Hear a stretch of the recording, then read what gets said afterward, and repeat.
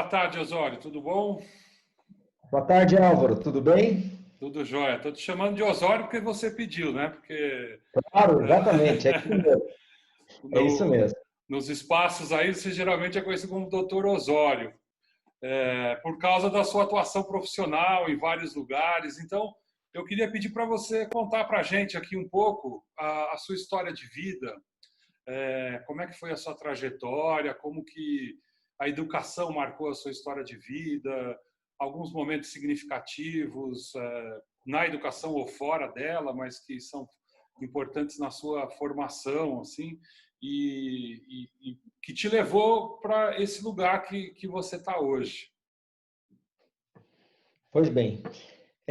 Então, eu tenho uma história de vida que é uma história de vida que foi muito rica, muito privilegiada, porque eu sou de uma família modesta, uma família humilde, sou da roça, mas a vida da roça, ela permite muita riqueza para quem cresce na vida do campo, na roça, interagindo com as pessoas, naquela vida simples, observando a natureza, mantendo contato com o mundo, né? E então eu tive uma infância muito rica, muito feliz, estudei em escola rural, uma classe multisseriada, em todo o período que eu estudei foram classes multisseriadas, mas uma experiência muito rica pelo meio, né, no qual eu vivia. Era um meio muito importante, muito bom, muito que permitia interações com o mundo, né? E eu muito cedo fui para a cidade e fui trabalhar. Eu precisava trabalhar para poder ajudar e me manter. Então eu comecei trabalhando muito jovem, muito criança, comecei trabalhando em padaria, e isso foi muito rico para mim também, porque apesar de ser um trabalho infantil, e às vezes até de uma certa forma um pouco penoso, porque eu levantava muito cedo, eu trabalhava de madrugada, mas foi também muito rico porque eu tomei muito contato com as pessoas, eu entregava pão, ajudava a fazer pão e entregava pão, e isso me permitiu conviver muito com as pessoas, aprender com as pessoas, instigou muito a minha curiosidade com as coisas, com a convivência, com os mais velhos, as conversas. Então, foi uma adolescência um pouco pobre na área de jogar, de curtir um pouco a vida, mas, por outro lado, foi muito rico na interação com adultos, com outras pessoas. Então, eu tive uma experiência muito rica nesse sentido. E muito cedo eu fiz magistério, né? Eu sou de São Luís do Paraitinga, é uma cidade pequena, e o único curso disponível que tinha era de magistério. E aí sim, aí que eu fui mesmo muito feliz, porque eu tive o privilégio de começar a lecionar para o ensino fundamental. Antigamente era o ensino primário, né? Escola primária, numa comunidade em Ubatuba chamada Pissinguaba, é uma comunidade de pescadores, e eu fui muito cedo para essa comunidade, e aí foi assim um período de quase 6 anos intensamente rico na minha vida, porque eu pude aprender muito, trabalhar muito com a comunidade e, ao mesmo tempo, aprender a educação na prática, sabe? Aprender, era intenso o trabalho, a gente lecionava na praia, lecionava no mato, fazia trabalho multiusos comunitários. E é curioso, porque eu era ainda muito jovem, mas eu era tão encantado por aquele trabalho que eu ficava fins de semana lá trabalhando. Nós fizemos trabalho de reciclagem de lixo numa época que nem se falava em reciclagem ainda. Isso eu estou falando eu comecei lá em 82, nessa comunidade. Mas como professor? Como professor. E lá eu fiquei até 87, e foi um período muito rico. E nós fizemos uma horta comunitária, por exemplo. Nós fizemos muito trabalho lá, mas uma horta comunitária que foi um sucesso danado, que saiu até na Folha de São Paulo, na edição de agricultura da Folha de São Paulo. Isso, né, a Folha tinha um caderno especial sobre agricultura e saiu a nossa horta. Então, eu era muito privilegiado de conviver naquela comunidade. Era uma comunidade que me ensinou muito, e lá eu pude ver O que é educação? Lá, esses fenômenos de ensinar, de aprender, eu pude sentir na prática nesse período de convivência em Ubatuba. Depois eu acabei tentando o curso superior, eu fui morar em São José dos Campos, e aí trabalhei ainda mais 2 anos no magistério.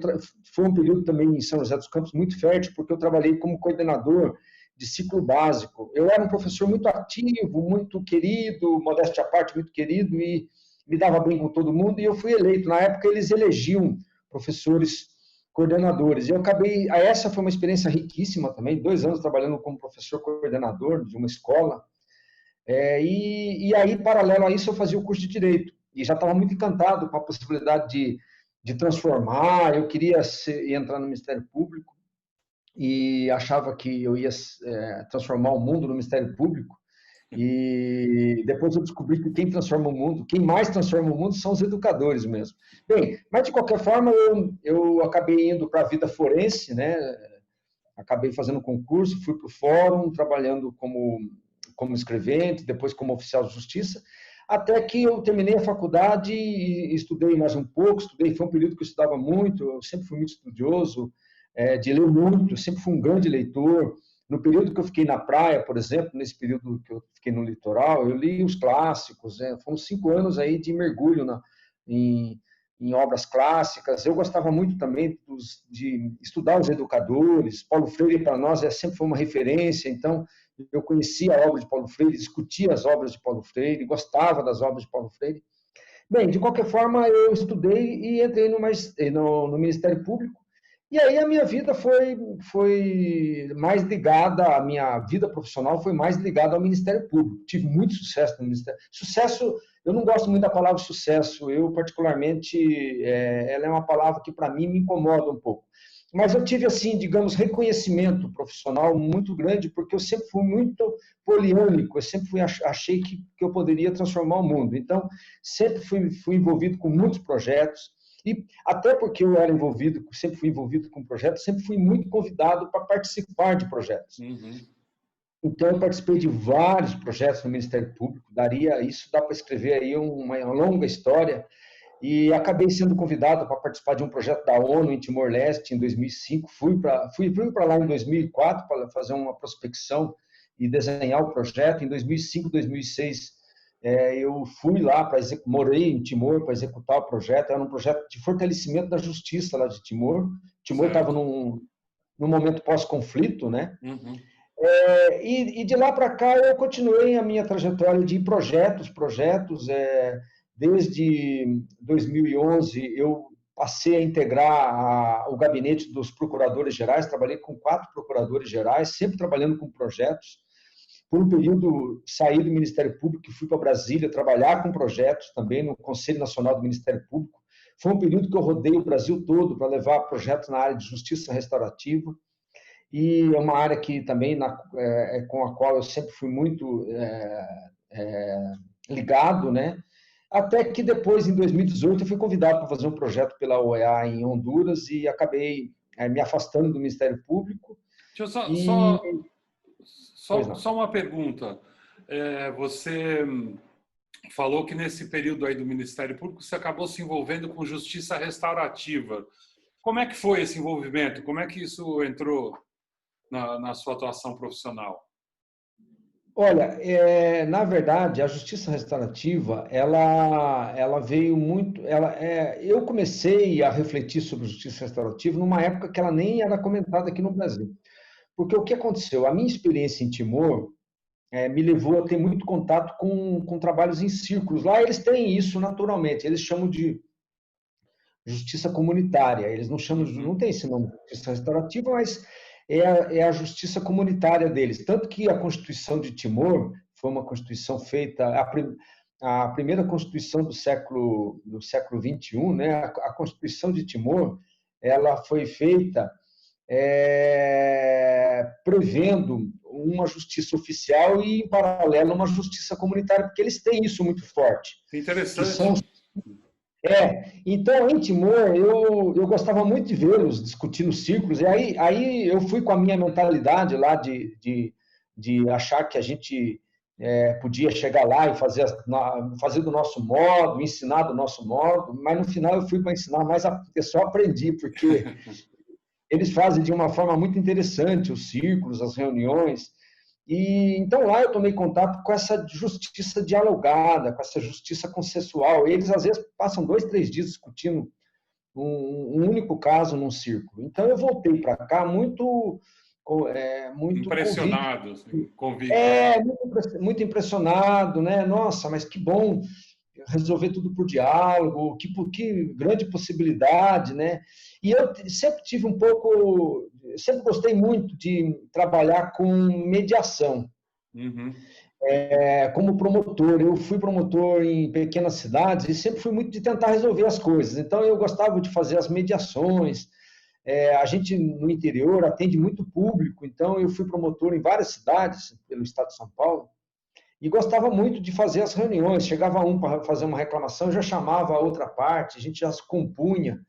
Então, juntando um pouco da mediação e um pouco dessa experiência de círculo restaurativo em Timor, foi quando eu realmente passei a me interessar oficialmente por justiça restaurativa. E aí escrevi um livro para fazer esse trabalho nas escolas, né?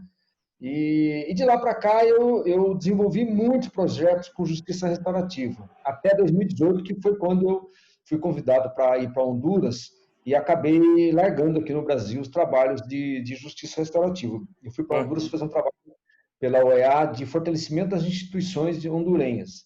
E aí fiquei lá até agora, esse ano, em 2020, e em março de 2020 eu já retornei aposentado, e agora sim, agora eu pretendo dedicar aos trabalhos de educação, de projetos sociais, que é um pouco do que eu sempre acreditei e é um pouco é muito do que eu sempre fiz, né? Eu sempre trabalhei com projetos comunitários. Hoje um pouco mais cansado, porque a gente sabe que a gente transforma, mas já não tenho mais aquele ideal de transformar o mundo. Agora o ideal é de fazer a minha parte, de ajudar, de ser uma semente, né? Acho que todos nós somos sementes que vão germinando e formam grandes aí plantações para um mundo melhor. Eu acho que hoje eu sou mais uma semente mesmo.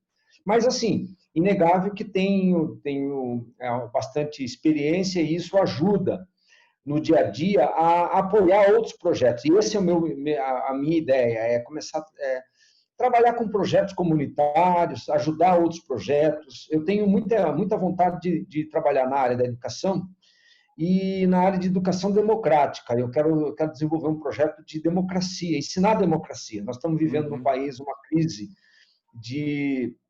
muito grande em relação à nossa democracia, e isso se deve muito a um déficit muito grande de democratas. Nós temos, por incrível que pareça, nós temos poucos democratas nas instituições, mesmo nas instituições jurídicas, em todas as áreas, na área da medicina, na área do direito, na área da engenharia e na própria política, nós temos uma carência de democratas. Então, eu quero trabalhar com bastante trabalhos relacionados à democracia, mas mais com viés na educação. Aproveitar um pouco das ideias de John Dewey, de Hannah Arendt, levar um pouco a filosofia de democracia para as comunidades, para as escolas. Então, eu pretendo desenvolver esse projeto. É um projeto que eu quero fazer voluntariamente, de ir a campo e levar um pouco desse trabalho. Muito interessante. Osório, me conta um pouquinho, você fez um mestrado na PUC de São Paulo e uma especialização em Harvard. Como é que foi essas experiências? Eu fiz na PUC eu fiz um mestrado na área de relações econômicas internacionais, porque foi um período que eu estava muito focado em corrupção. Isso foi em uma experiência de 2006, eu estava muito focado em corrupção. Então, foi um desvio de rota, porque eu estava trabalhando num grupo especial do Ministério Público, também era um projeto, e era um grupo de combate ao crime organizado, tá? E eu estava trabalhando com corrupção, com enfrentamento à corrupção, E aí eu acabei fazendo esse mestrado por conta do meu trabalho, mas não, eu parei com a vida acadêmica porque eu particularmente não gosto da vida acadêmica. Dei aula por um período no ensino superior, mas eu tenho muita frustração com a vida acadêmica.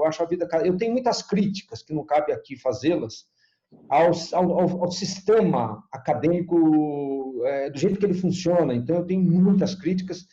E aí acabei terminei o meu mestrado, mas não continuei os estudos porque eu não tinha interesse em prosseguir na vida acadêmica. O meu trabalho era mais um trabalho prático, como sempre foi, de ir para campo e com autonomia, sem estar com uma instituição por trás, sabe? Bem, a questão de Harvard foi o seguinte: eu acabei sendo convidado por uma fundação em São Paulo, Fundação Maria Cecília Souto Vidigal.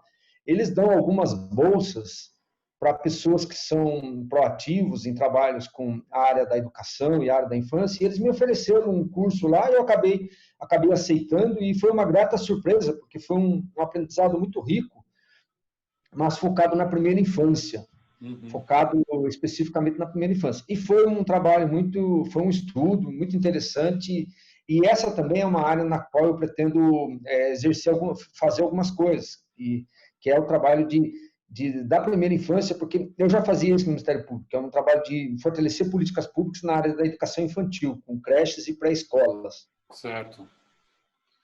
Legal. E para a gente meio que encerrando aqui essa parte que é um pouco a sua história de vida, Osório, tem alguma passagem ou algumas passagens que foram marcantes para você no ensino, situações que que ficaram na sua memória, boas ou ruins, ou professores que foram marcantes na sua formação, algum episódio que você gostaria de contar, assim, que foi significativo? São muitos episódios, né? São muitos episódios, são muitas histórias, mas assim, pequenas, grandes, relevantes, não relevantes, engraçadas ou não. Mas assim, é interessante porque do período que eu fui professor, tem um educador americano chamado John Holt, que ele dizia que o professor não ensina. Se o professor quiser ensinar, ele jamais vai ensinar, porque essa é uma função que o professor não consegue fazer. E pensando um pouco no que disse John Holt, do período que eu trabalhei com escolas em comunidades, o que ficou mesmo muito forte para os meus alunos, com os quais eu convivo até hoje, com os quais ainda mantenho um contato muito grande, foram os trabalhos de campo, os trabalhos comunitários, trabalho de horta comunitária, de fazer reciclagem de lixo. Isso realmente ficou muito sedimentado. Eu tinha um trabalho, eu fazia um trabalho que foi um trabalho até muito interessante, que ele chegou a ser reconhecido na época, que era um projeto de escrever livros. Então, os meus alunos escreviam livros, que era desenvolver narrativas. Então, às vezes, o aluno escrevia histórias de alunos de lugar assim afastado, alunos com pouco contatos com o mundo letrado, digamos assim, mas meus alunos conseguiam escrever histórias de 40, 50 laudas. Eu lembro que teve um supervisor chamado Raul, uma vez que foi na minha escola, e ele tomou contato com esses trabalhos dos alunos e ele ficou encantado, porque realmente era um projeto muito legal que eu desenvolvia com os alunos de escrever histórias. Então, de lá para cá, olhando para trás, eu converso com meus alunos, eu tenho alunos assim que viraram empreendedores sociais, eu tenho aluno que virou líder comunitário, que virou político, e eles me falam que o que mais que marcou na vida deles foram os trabalhos de campo, foram os trabalhos de fazer reciclagem, foram os trabalhos de horta comunitária, foi esse trabalho de escrever histórias. Eles lembram dos trabalhos de escrever histórias através de grandes narrativas. Então, essa é uma experiência realmente bastante rica que eu trago comigo, de que o aprendizado, o aprendizado ele se faz nessa dinâmica, né, é um trabalho de cocriação. Então, o aprendizado, na verdade, não é um trabalho de transmitir para o aluno alguma coisa. Isso, o John Holt já falava, isso o professor não ensina. O aluno é que aprende através de um processo de interesse, de cocriação, de co-criar com outros, ou de criação, né? É uma dinâmica, o aprendizado ele é uma dinâmica que própria de cada um, de cada indivíduo, e para isso o indivíduo precisa ter interesse, né? Então, quando eram atividades que o aluno tinha interesse, as coisas iam bem. Então, esse foi um grande aprendizado que eu tive. Agora, na área do direito, eu tenho muitos aprendizados, muitas histórias para contar, mas acho que daí poderia ser para um outro momento, né? Porque, Legal. Nossa, são tantas histórias. Mas eu achei muito interessante, porque você ressaltou, assim, em alguns momentos, que você tem essa característica de ser voltado para a ação, né? Tem uma coisa muito prática de botar a mão na massa. E eu entendo assim que o professor, dentre várias coisas e algumas que a gente estava falando, mas que uma característica importante para o professor é que cada professor reconhecer, né, as suas características para poder utilizar isso nesse contato, nessa relação com os alunos, né? Tanto que você acaba se lembrando dessas ações que eram de botar a mão na massa, que os alunos gostavam. Então, né, eles percebiam em você essa característica muito verdadeira, imagino. Então, cada professor tem as suas características, né? Não existe um modelo de professor, mas professores que sabem aproveitar as suas características, a sua forma de agir no mundo e, com isso, né, criar esse ambiente de ensino e de aprendizagem para todos os lados, né? Professor, para aluno. Exatamente. O interessante é que os meus alunos, claro, alguns, né, não são todos, mas eles começaram a ir para a luta. E uma das coisas que mais me deixou feliz é que os líderes da comunidade, todos foram ou são meus alunos, os líderes de onde eles trabalham. Há poucos dias eu recebi uma mensagem de uma ex-aluna que é candidata a vereadora agora, e eles são todos envolvidos com comunidade, com política e tal. Mas, assim, isso é um pouco dessa conscientização comunitária mesmo, que eles já tinham, né? Porque lá é uma comunidade, eles já tinham, mas que eu ajudei a trabalhar com eles, esse espírito comunitário de um por todos, todos por um, e vamos trabalhar juntos. Então, realmente, foi muito interessante esse processo prático na educação. Isso foi muito interessante. Legal. Vamos para a entrevista, então? Vamos.